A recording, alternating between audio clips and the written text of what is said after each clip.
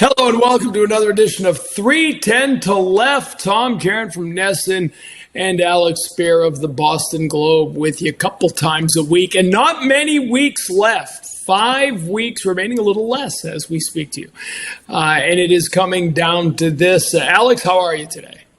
I'm just dandy, Tom. Although 5 weeks, 5 weeks in regular season time, many more than that in 310 to left time. Let's not forget. Yes. Yeah, they're like dog years. They are. It is interesting because we've talked plenty about this in recent years. August has been the Achilles heel in the hopes of any Red Sox transformation over the last couple of years, right? 4 straight years, they have had a losing record. And as we talk today, which is just moments before a marathon day of baseball and historic day for Danny Jansen and all of that at Fenway Park, they are under 500 in August again. They're under 500 at home, and that's what everybody's talking about, and we will talk about that. But, August, man, it has been the cruelest month here for recent Red Sox teams. It's actually pretty staggering because the Red Sox have been far and away the worst team in baseball after the All-Star break over this last 4-year period. And actually, it extends longer than that because there was no All-Star break in 2020, which was a mess in its own right. But 2019, they were also bad after the All-Star break, particularly in August. They are the worst team in baseball after the All-Star break. Over these last few years, some of that has been schedule related, right? We've seen the seasons where they've been rolled with kind of back-to-back series with the Yankees and the Astros. This year, obviously, they caught a pretty tough hand coming out of the All-Star break, starting with the Dodgers, and we just saw the red-hot Diamondbacks sweeping through Fenway Park, as it were. But They haven't had the depth to be able to remain strong at a time of year that's kind of that you can easily analogize to Heartbreak Hill, right? Like this is the time of year where the pitchers who looked really good in the first 4 months of the season don't look as good most of the time if you use them in the same way that you had in those previous months. That's why so many teams are so desperate to trade for pitching, because you need to kind of lengthen out the number of options that you have in order to better manage workloads and keep people from collapsing. And also why it's incredibly important to have a pitching pipeline at this time of year. And the Red Sox, generally speaking, haven't had much of either. And we're going to talk about pipelines a lot. Brian Abraham, the director of player development, is going to join us in a little bit. I've for years now, I've hyped the Karen contention line, which is you are still very much alive in the playoffs. If there are more weeks remaining in the season, then you are games back in the playoffs. And so with a little bit of help on Sunday, they begin another week still above the contention line, 4.5 games out, with 5 weeks remaining, but they are right up against it, Alex. And if you start to do the math of what's it going to take to make the playoffs, 88, 89 wins, wherever you want to go with that, 87 wins if you think it's going to be down here, you're still talking about the Red Sox needing to play .650 or better baseball the rest of the way. It begins with these Toronto Blue Jays, and by the time most people listen to this, we will know what has happened in the doubleheader. It'll give us a better. But if you're going to do anything, it better be this week. It better be against Toronto and Detroit, because you're going to get back at it in a couple weeks with the tough schedule again. Yeah, I mean, the Red Sox need to go on a run that's sort of like what they did between mid-June to mid-July into the All-Star break if they want to be able to contend. So we know that their ceiling suggests that they are capable of that, right? Like when they're playing at their best, this is what they can do. They can go on a run that theoretically could vault them up, 5 games in the standings over the course of a 5-week stretch. But we also have seen a team that hasn't looked like it's performing at that kind of like optimal efficiency of that part of the season. Obviously, the Red Sox do have a little bit of help in the form of the Royals staring down a really, really tough stretch of their own schedule. And so they're going to be tested in a way that they haven't been to this point this year. But yes, I think that, again, the Red Sox need to play at their best. The interesting thing to me, Tom, is that this is a more talented team than we've given them credit for in some ways, but it's also a team that doesn't do a great job of performing to the level of its talent at all times, right? And I think that that's been particularly the case at home, where obviously they have a great road record, right? Spectacular, 10 games over 500 on the road. I'm forgetting the exact number of games over at 500. One of the best road records in all of baseball. And then you're dealing with a team that's a handful of games below 500 at home. And that is a kind of disparity, much like that first half, second half disparity, that just doesn't make a lot of sense. The Red Sox the Red Sox are more than 100 points in terms of winning percentage worse at home than they are on the road. That does not happen a lot. In fact, this is one of the worst relative performances of a team at home compared to its road performance that we've seen in the last 30 years in all of baseball. Teams with sub 500 records, as a general rule, not a 100% rule, but there have only been 2 teams in full seasons of baseball that have made the playoffs with sub 500 records at home. And the Red Sox are going to have an awfully hard time becoming the third, because in order to make any kind of postseason push, they're going to have to emerge as dominant at home and on the road moving forward. Yeah, 11 games over 500 on the road as to verify your point, and not that you needed verification. Yeah, they are the only team in baseball right now with a winning record overall that has a losing record at home.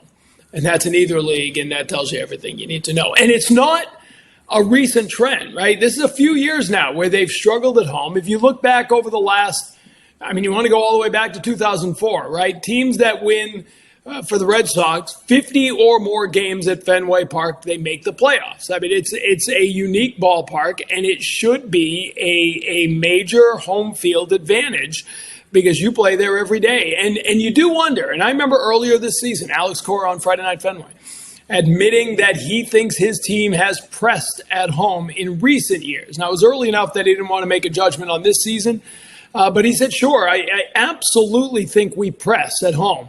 And you wrote a great piece about it in the Globe today that, the errors are probably the biggest difference, right? All other things being equal, the pitching, the hitting. We laid it out last week, and as it was up on the screen live, I was like, but my goodness, look at the errors. Look at the number of errors at home versus on the road. They haven't been great either defensively. We know that.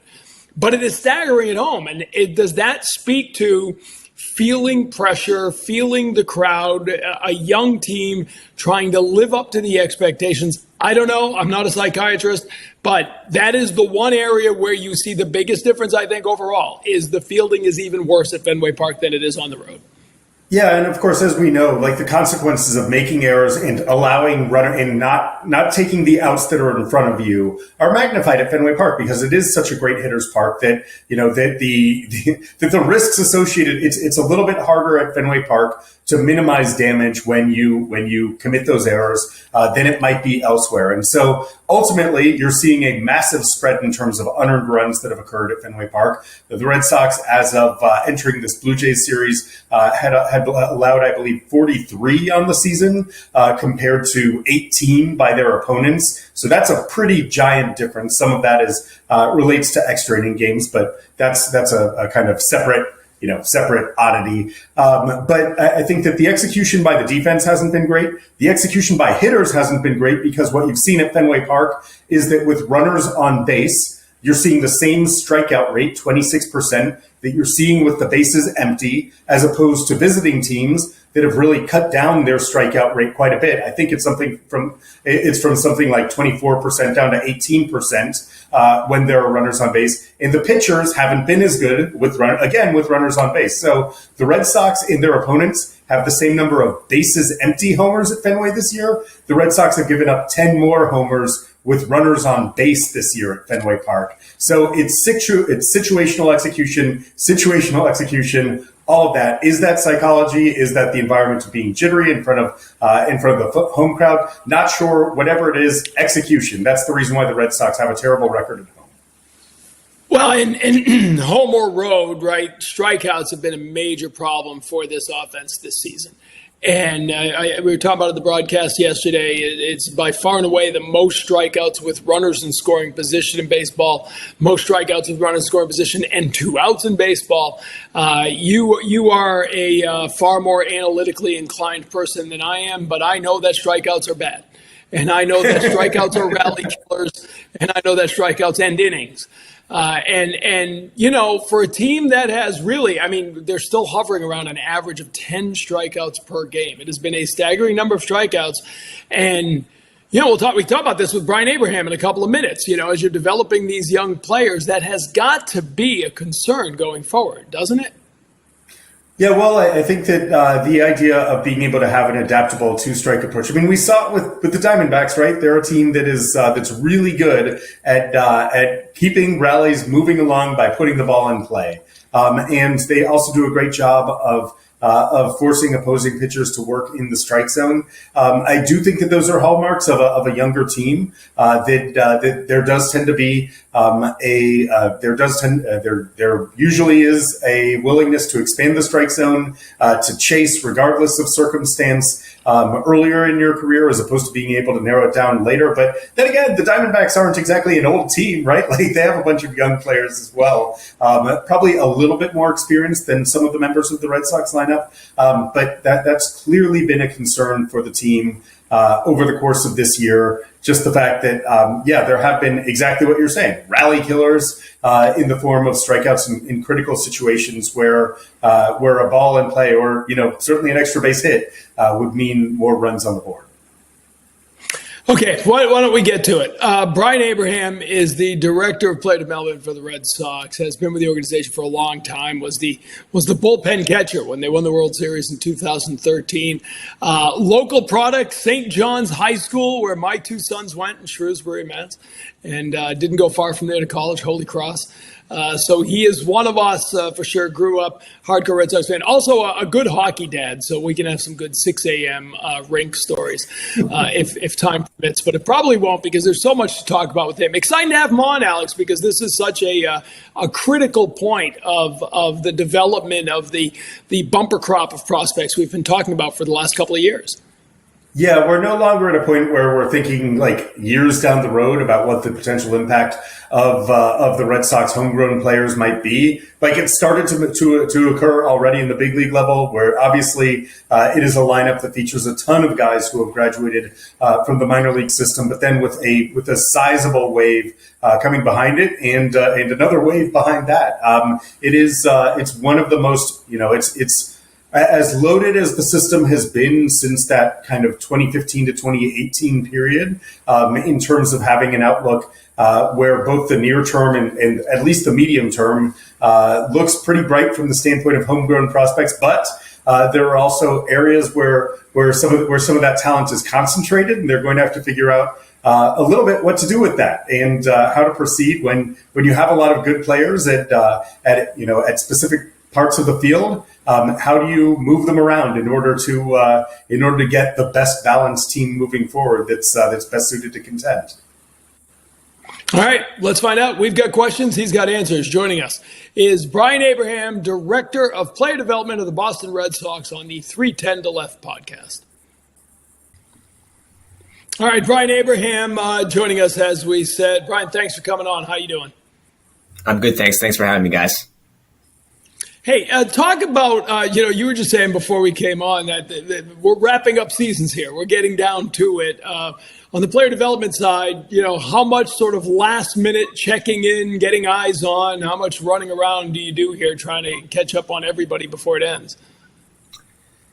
Yeah, I mean, there's a lot of conversations, obviously, with the players working on what they're doing for this current season, but also preparing them for the eventual offseason. We've started to prepare a lot of our players for offseason training, whether that be at home or in Fort Myers, which we started doing last year, a little bit of a larger contingent with our staff for more formalized training. And then obviously conversations with staff as well, whether that be where they currently are, their future, what they're doing well, what they need to do to continue to improve, because they are obviously a lot of the drivers of how our players are improving and how they're working. So it's an exciting time, but it's also there's a lot that goes into it between conversations with staff and with players. Brian, we've kind of had a bit of news developing recently with one of your top prospects, Marcelo Mayer. It sounds like is dealing with a lumbar strain, and so he's had to leave the Woo Sox before he ever got to make his AAA debut. Can you give a bit more information about where he's at in terms of status and what the outlook is for him going forward with what could be a season-ending injury? Sure. The original feeling from Marcelo was a day-to-day, a little bit of a tweak lower back issue. Felt like he'd be fine. I think balancing with how he felt and the work that was accompanying that, the baseball work, we just got to a point where he really was plateauing with the improvement, and needed to get a little bit more deeper into what was going on, and got an MRI, and that's where we found out more formally about the lumbar strain. So certainly unfortunate for Marcelo, but I think the good news is we know what the issue is. We know why he was unable to get comfortable, whether that be ultimately running the bases, taking more aggressive batting practice, or fielding. He's in Fort Myers now. He'll continue to do treatment down there, and we expect a full recovery. It's just going to take a little bit of time now at the end of the season. So certainly frustrating, I'm sure, for him and for us. But at the end of the day, we're happy we know what the issue is. We have a great group down in Fort Myers to help take care of him. And I know he's really excited to work to get through this and be prepared for the offseason into next year. It'll be the second straight season, right, that he ends the year on the injured list. How concerning is that? Not that he's injury prone per se, but that, that's valuable development time you've lost at the end of each season. Yeah, I think that's the reality. It's just loss of time to improve, loss of time to face AAA competition. Obviously he was promoted. He was well deserving of a promotion to AAA. So, there's a month or so left that he is not going to be able to play in. But I think at the end of the day, we want to take care of our players. They need to be healthy. They need to be able to prepare and train at maximum capacity. If their bodies aren't allowing them to do that, then it's unfair to force them or to want them to play. So at the end of the day, health and the ability to perform at their optimal level is really the key here. So, I think either way, a really strong year for Marcelo, and we're going to take the positives out of it. Promoted to AAA, opportunity to make some noise going into next year. And like I said, we're expecting a full recovery. So it will be all in the rearview mirror by the time this offseason rolls around and he prepares for next year. I guess we can talk about his compatriots who the reconfigured Big Three that's currently in with the Woo Sox. You do have Roman Anthony there, you do have Kyle Teal there, and now you have Christen Campbell there, who you promoted a week after. Can you talk about what the performance that you've seen from each of those three players in their first in the case of Roman Anthony and Kyle Teal, their first 2 weeks? Christen Campbell evidently deciding to make up for lost time, is just going to hit more extra base hits than everyone. His first week in AAA. Yeah, I think all three together have transitioned incredibly well. They're all mature young men that have routines, are consistent day in and day out. They work their butts off at the field pregame. They understand what their goals are on all sides of the ball, and they work toward those goals. And they train competitively, and they push each other. So it's not surprising that they've all transitioned really well into AAA. I think for Roman and Christian, their performance has been incredibly strong on both sides of the ball. Kyle has struggled a little bit more at the plate, but I also think that position, handling a new pitching staff, handling big leaguers, having a better understanding of what the pitcher's goals are for them to have success. Takes, I think, a little bit away from the offensive side, but he's had some really good at-bats. He's barreled the baseball up, and we're pleased with what we've seen. So we're certainly sure that will come. But on the defensive side, I think he's done a really good job in a short amount of time coming into a group that is a veteran group and expects a lot. A couple guys that have been on big league staffs and big league starters, and for Kyle to come in there and take it over as the lead catcher has been good to see. But overall, speaking with the AAA staff, speaking with Trace, they couldn't be happier about the work ethic, the consistency day in and day out, whether struggles or success, and their just willingness to want to get better and eventually help us in Boston in the future. We've never watched a group like this come up through the ranks, right? The big three, and they've kind of been looped together, even though they're different positions, different ages, one college guy. I mean, is it strange for us to keep doing that? Is it unfair to those guys to be lumped in together when obviously, you're not going to wait for all three of them to be ready to promote them to the majors at some point, right? They will be individually assessed, but we keep clumping them together. Yeah, I blame you guys. Now we are calling them big three in the office as well. But I like to think we have, big 3, 4, 5, 7 in a lot of really good ways. We have a lot of really good players. But I think, Tom, like you said, like we look at them individually and they have individual specific goals that they're working on. Roman is different than Kyle. Kyle is different than Christian. Christian is different than Marcelo. So as long as their focus is on those goals and they're continuing to challenge themselves and pushing each other, that's ultimately what we want.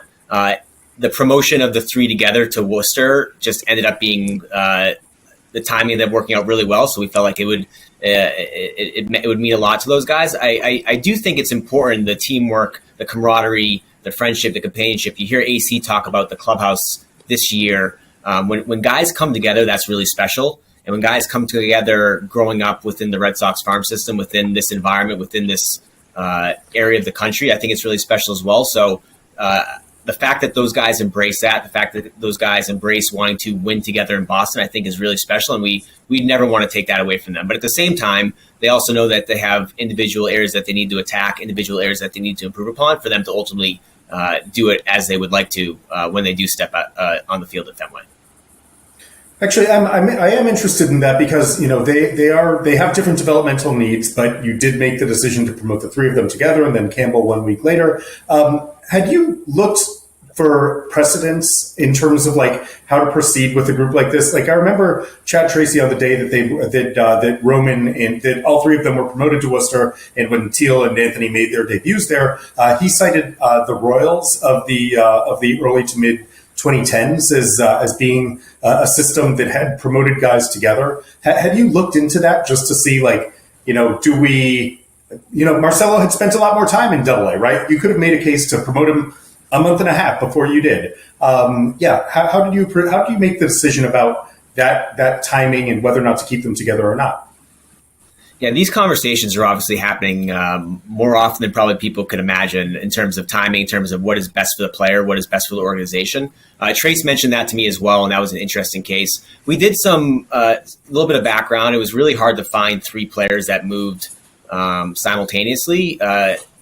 So that was certainly, I think, maybe a little bit unique. I know, last year we moved Kyle and Roman at the same time. I think, there is a piece of this as well, going through the same situations, going through the same change, understanding what each other is going through and being able to rely on each other to ask questions, feel more comfortable, especially in minor league baseball. These guys are not only playing baseball, they're transitioning cities to where they live, how they go about their daily business, their personal lives.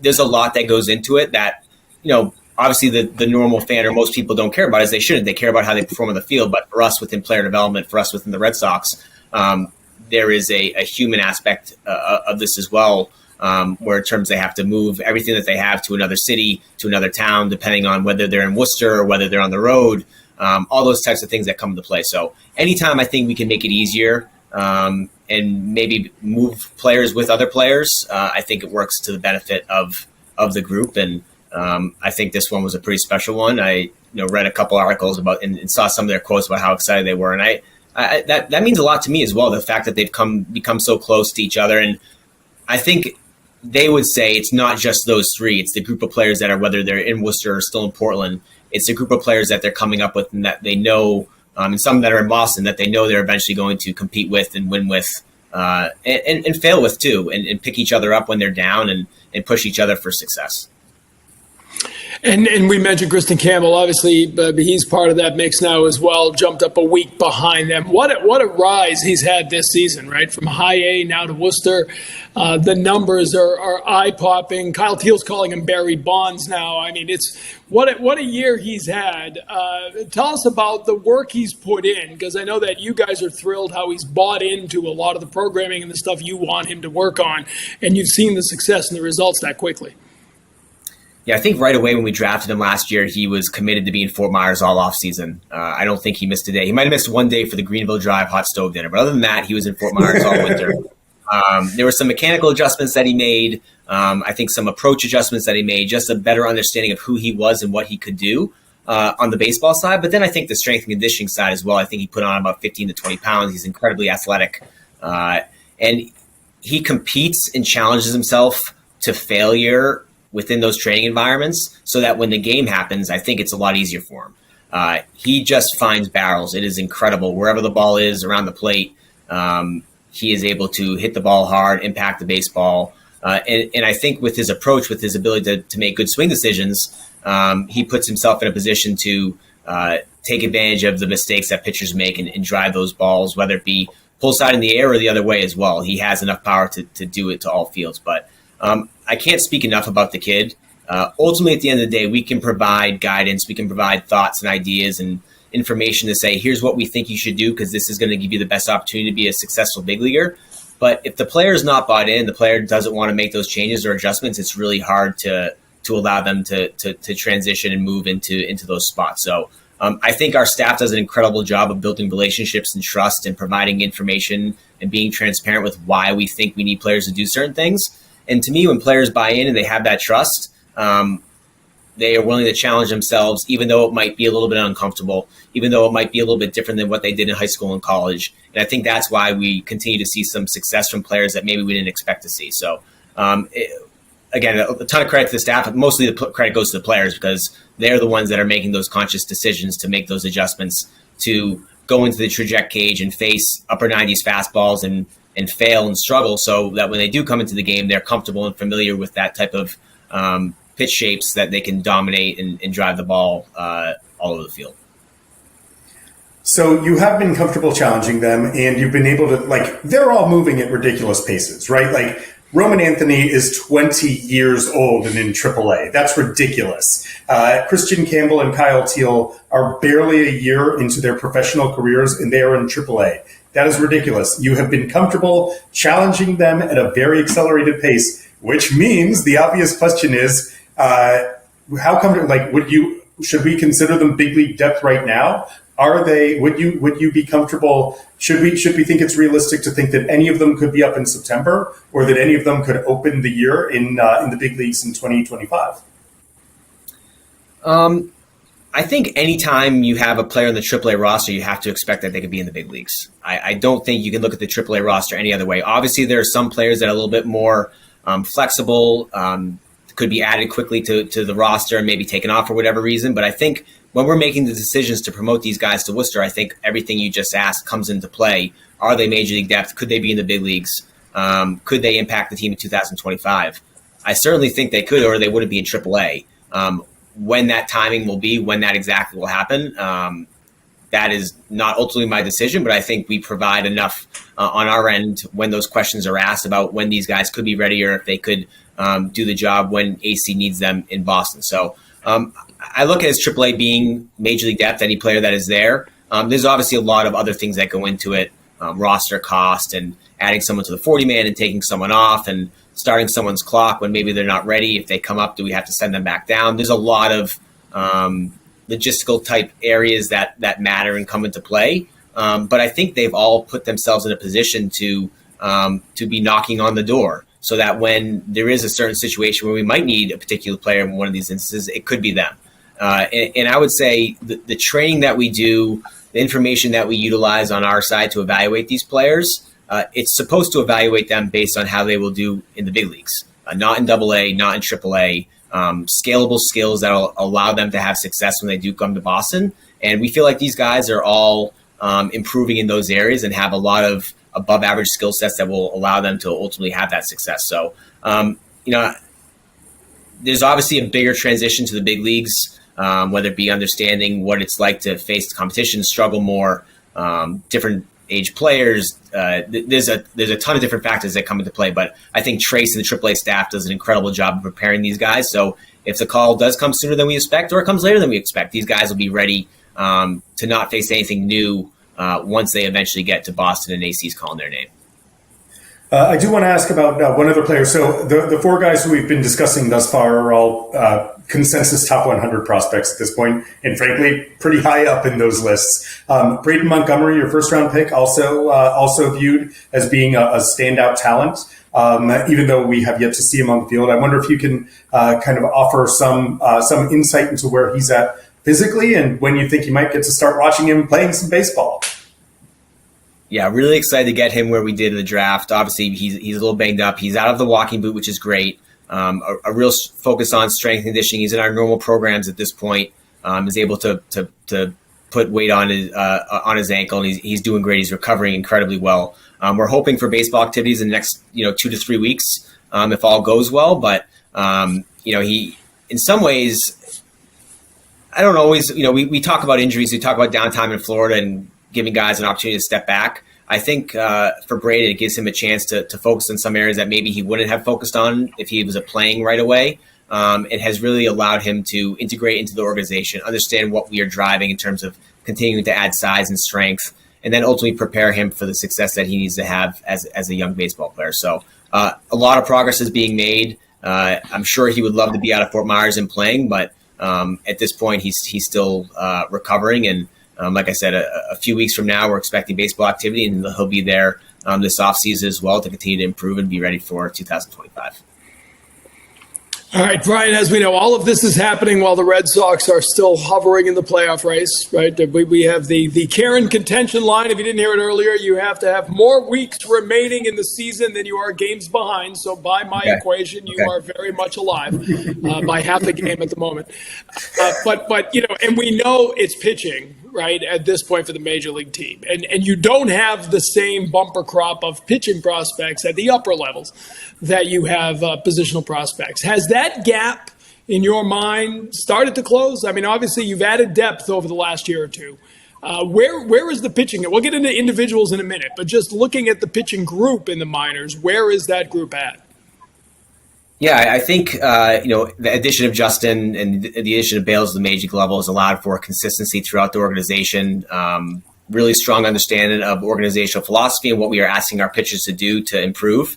And I think there's been a lot of strides made by a lot of our younger players. And some of the information that we have, we continue to rise in the ranks in terms of objective evaluation. I think to the naked eye, players, our arms have better stuff. They're more successful. They're getting out to the strike zone, and they're moving through the ranks a little bit quicker than we've seen in the past. So it doesn't happen overnight. I would be lying if I didn't say we've been trying to solve this pitching problem for more than just 1 year. We obviously have been focused on it, and there's been a lot of success, but I also think there's been some failures as well, and that's on us to look in the mirror and make some changes and adjustments, and I think we've done that as an organization.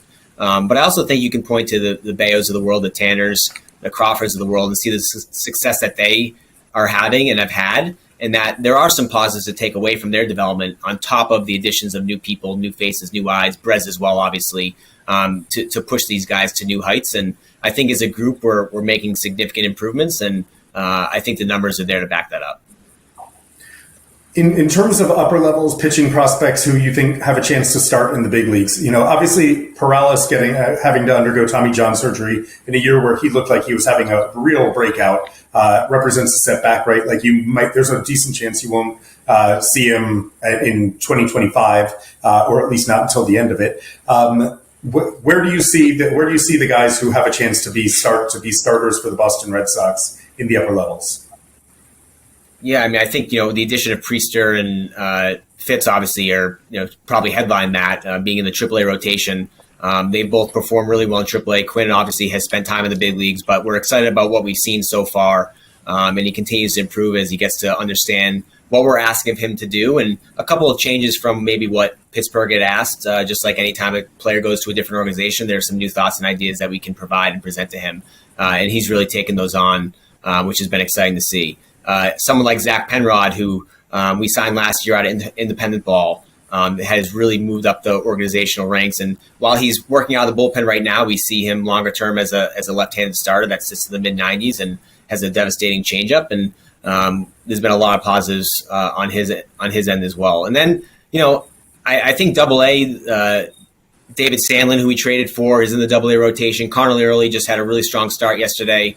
He faced Anthony Rizzo in the lineup and struck him out twice. Not that that's any indicator of big league success, but a left-handed pitcher throwing in the mid-90s with good secondaries and throws strikes is a pretty exciting thing to have at the upper level. So I think it's coming. Again, it takes time. There's some guys in A-ball as well. Noah Dean, Elmer Rodriguez-Cruz, Dalton Rogers, Hayden Mullins. I feel like for the first time in a while, the cupboard is starting to fill out a little bit more. And these guys are projecting as starters, not just potential impactful relievers, which, hey, an organization needs those as well. But I think we obviously want want to develop these young arms as starters as long as we can. And if they have to transition for a particular need at some point, then they'll have to transition. But I think Justin's Willard's throwing nasty stuff in the zone has been a focus for all of us. It has been reiterated to our pitchers as they continue to focus on velocity, improving their secondaries. And I think just the consistency, as I said from the start, from the top down has been awesome, all the way down to the DSL. And I think if you go into any affiliate, any park, our pitchers can explain what they're focusing on, what their goals are, and what their intentions are that day. And that takes time to do. That takes leadership from the pitching department. That takes an evolution of a player development department. I think we're getting there if we're not already there. And always, again, like I said earlier, always looking in the mirror to see where we can make adjustments and changes, and always wanting to improve. But I think we're starting to see some of the fruits of the labor move up the ranks. How interesting is it to get to have that pitching heavy a draft? And these aren't guys who are going out immediately. It feels like it feels like mostly you're going to have them in Fort Myers, and you're probably going to start tweaking right away some of the things that you believe they can do, as opposed to just asking them to continue pushing what they've been doing in their amateur careers. How different is that process of starting to work with draftees right now with this kind of new pitching infrastructure that you've been discussing? Yeah, I think it goes back to the collaboration between amateur and player development. Paul Taboni obviously oversees both, which helps a lot when it comes to those the communication and the conversations and the consistency in terms of the players that we're drafting, what we feel like we can improve upon, and what we feel like can help a player or a pitcher make an adjustment immediately because of what we can do really well on the PD side. So I think it starts there, and then it's drafting those players and having early conversation with them right away about, hey, we drafted you for these reasons. We feel like you can improve in these particular areas. Now let's get after it and make those adjustments. On top of the obvious of just pushing these guys to add weight, add strength, build a foundation, build an engine so they can go out and perform at the highest levels for multiple innings with velocity, with power secondary stuff. So I think it's a combination of all those things, but to have a number of arms that are really exciting that are working in Fort Myers now and just preparing themselves already for next season has been a little bit different because of the SCLs ending early, but I think it's allowed for development, which is the primary goal, and sets players up better for next year than maybe going right into game action would. We have sent some guys that were ready that were a little bit more readily available because of their throwing programs this summer, but the majority of them, like you said, Alex, are in Fort Myers, focusing on some of the areas we know we can improve upon and prepare them to hit the ground running for 2025. Richard Fitz is obviously somebody that a lot of people are excited about, right? And he's probably the name that when fans start talking about who could come up and help this team, and he obviously, the arc of his season has been really impressive. Talk a little about what he's done, some of the things you've asked him to do, and what he's accomplished. I think the biggest thing, and we continue to say this, but is making sure his velocity is able to be maintained and stay 95 plus throughout a start. I think it's pretty clear that when he is 95 to 97 with his fastball and the secondaries are playing up, he can be dominant.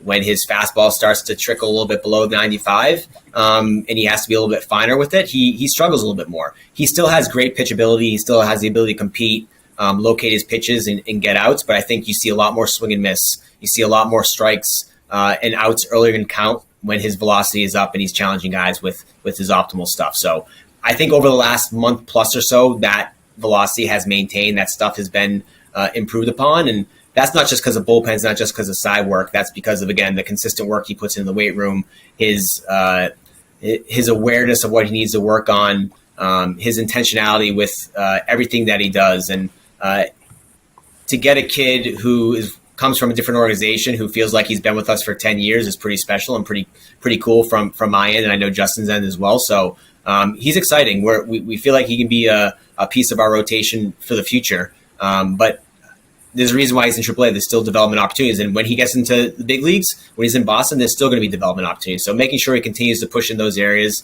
and improve start to start, in between starts, and takes care of all the extracurricular business is really important. And he's done everything we've asked him so far, so we're really excited about it.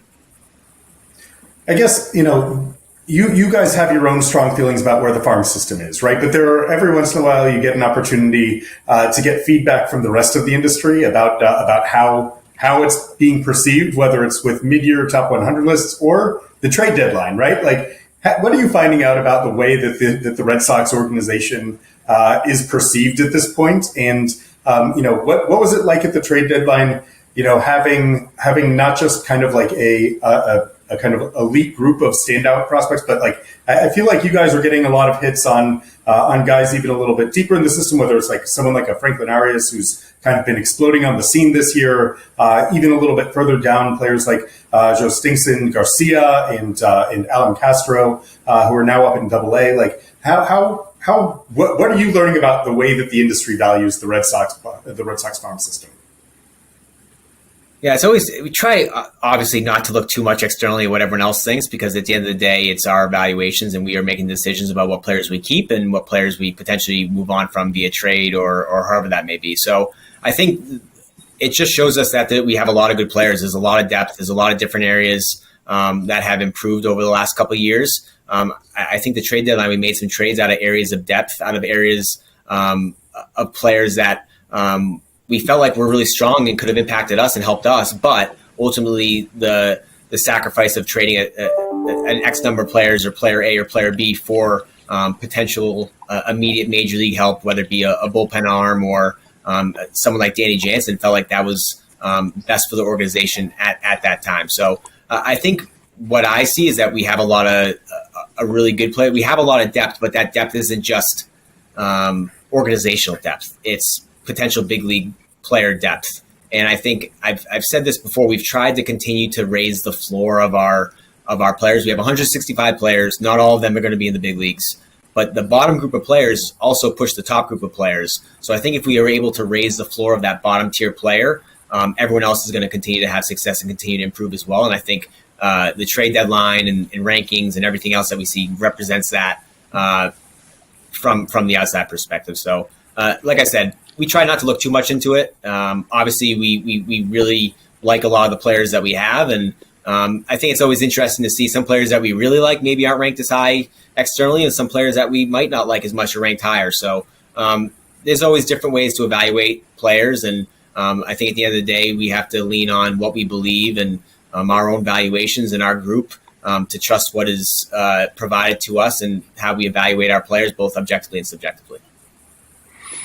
Well, as we said at the beginning, it's a really interesting time because these are players that no longer we're going to be talking about in 2 or 3 or 4 years, but that we are talking about some now at the major league level and others coming in right behind. And Brian, I know it's a busy time. We appreciate the visit. I know Alex was asking before we came on the air, is school starting, but you're a hockey dad, so school starts 3 hours later than might practice. So school's no big deal, right? Yeah, school's not a big deal. Hockey's already... I feel like hockey didn't stop, so we just don't stop hockey. But my son's starting to enjoy baseball a little bit more, so I've got to figure out a way to keep that going this winter. Well, I've seen him diving after 110-mile-an-hour rockets in batting practice, so you might want to have him wear the hockey pads while he's out there. You might have to gear him up out there. Yeah, remember, youth hockey is not a youth sport; it's a lifestyle choice. So it's a family commitment, no doubt about that. Brian, we appreciate the time. Good luck with the travels here down the stretch. We'll see you at Fenway soon. Thanks for the visit. Thanks, guys. Thanks for having me. Brian Abraham with us.